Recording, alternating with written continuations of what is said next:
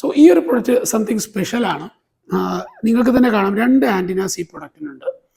ഇത് പല media companies use ചെയ്യുന്നു. നമ്മുടെ അടുത്ത് തന്നെ പല മലയാളം ചാനലുകളും TV ചാനലുകൾ അവരുടെ കമ്മ്യൂണിക്കേഷന് വേണ്ടിയിട്ട് ഈ റേഡിയോ ഉപയോഗിച്ചിട്ടുണ്ട്.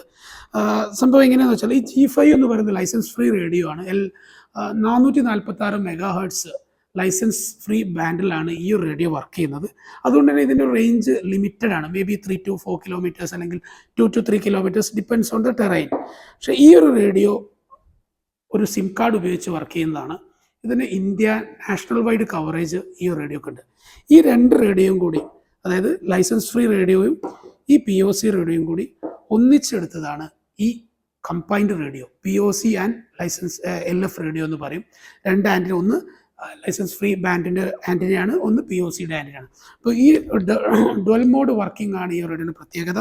വളരെ യൂസ്ഫുള്ളാണ്, വളരെ വൈഡ് കണക്ടിവിറ്റിക്ക് ഇത് ഉപയോഗിക്കുന്നുണ്ട്.